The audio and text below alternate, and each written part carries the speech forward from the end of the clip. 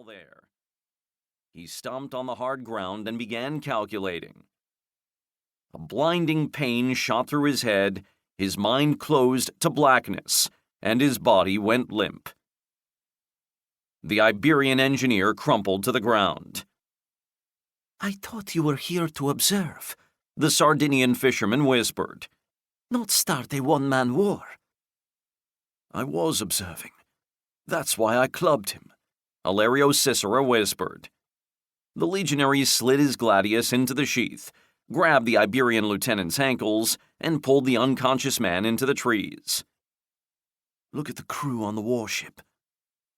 The fisherman raised up on his toes, and, in the fading light, he peered between trees at the shoreline.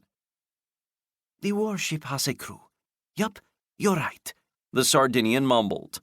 "Not really surprising, is it? They just rowed her ashore." "Not at the crew.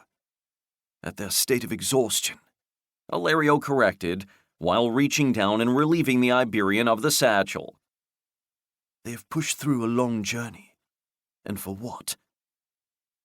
"Only half have made it to the beach. The rest are collapsed on the deck," the fisherman commented. "They do look beat. Why the rush? And what do you think they're hauling?" "Him and this leather bag," Alerio replied with a nudge to the ribs of the Iberian with the toe of his boot.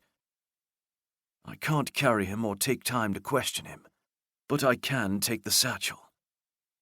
"Kill him," the Sardinian instructed, "and let's get moving." "He's not worth it," Alerio replied as he moved away. "Another carve mercenary," the fisherman spit out, while drawing a short, sharp knife used for gutting fish. As he stooped over the body, the fisherman bent down and slid the blade across Lieutenant Noguera's throat. "Now, there's one less." The two men faded back into the trees, then turned and ran for the edge of Tharos. In the dark following sunset, Alerio and the fisherman circled the town, located the road heading north, and fell into a steady jog. About a mile outside of the settlement, they moved off the trail and crept into the woods. "The ponies are here," Alerio announced when he saw the animals. "Not ponies, Legionary," the fisherman scolded. "Those are Giara's horses, small and tough like us Sardinians." "They look like ponies to me," Alerio insisted as he untied his mount. "But if you want our rides out of here to be horses, then they are horses." The two men nudged the animals back to the road. Once on the hard surface, they trotted away from Tharos. In the middle of the night, Alerio and the fisherman arrived at Bosa. No lights glowed in the windows of the small homes or on the streets of the coastal village. From the top of the bank, the two men looked out over rolling waves.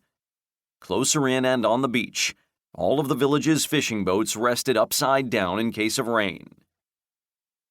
"I could have used a hot meal and a good night's sleep," complained the Sardinian. "But you had to stir up a mess." "I needed the pouch," offered Alerio. "But it was you who killed him." "I did, but you just had to have that pouch," responded the fisherman. "Now, instead of relaxing, we get to launch, paddle out, and lower the sail. Come on." "After a week of sneaking around Sardinia, this was the first interesting thing we came across," Alerio said in his defense. "And soon you'll be free of me." "The Republic pays me handsomely for guiding spies," the fisherman exclaimed while sliding off his mount. "It pays better than fishing, and occasionally I get to kill a carve mercenary." "Do you do this often?" Alerio questioned as he rolled off the horse and followed the fisherman to the boats on the sand. "I mean guiding, not the killing." "Whenever there's a rumor that the Empire is planning an invasion of the Republic." "You don't sound convinced they might try," Alerio suggested. "Twice a year for 3 years now. The Legion sends over a scout," the fisherman explained while gripping the side of his boat. "I paddle them around and show them the carve towns and fortifications."